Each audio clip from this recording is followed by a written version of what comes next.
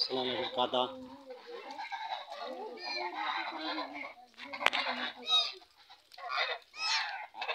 কাদা দেখেন রোডের পরে সব বাড়ি ঘর এরাই পথে চলতে পারে না, সব কাদা।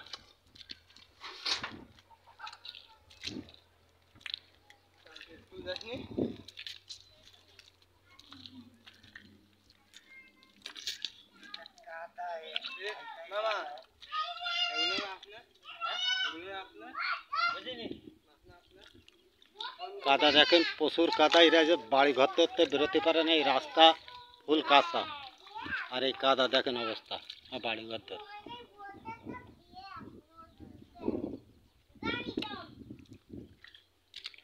এই যাচ্ছি সব বাড়ি ঘর দেখাচ্ছি, লোকজন চলতে পারে না।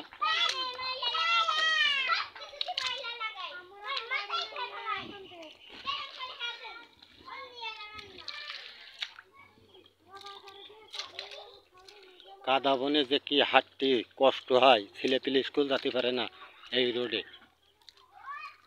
এটা শার্শা থানা, আমি আছি কন্দপুর।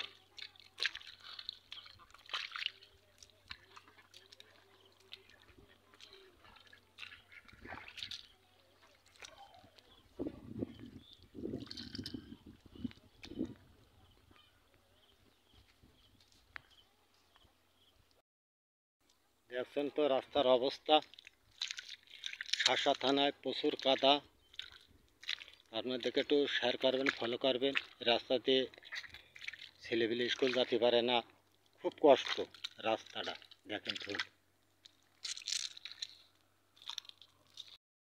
মাঠের মধ্যে দিয়ে যাচ্ছি, দেখেন রাস্তার অবস্থা কাদা আর কাদা,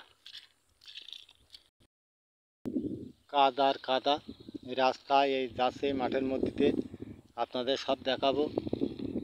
দেখেন পাটের ভিতর পানি উঠে গেছে, এই রাস্তা দিয়ে লোকজন চলতে পারে না।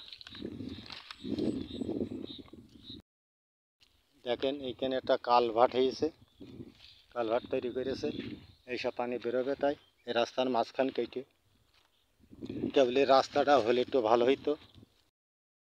কীভাবে আমরা চলি এই রাস্তায় দেখেন, প্রচুর কাদা। এই ছেলেপিলে স্কুল যেতে পারে না, এই রোড দিয়ে স্কুল যেতে হয়। এই যে রোড, এই রোড দিয়ে স্কুল যাওয়া লাগে ছেলেপিলে। এই বর্ষার মধ্যে কেউ ছেলেপিলে স্কুল যেতে পারে না।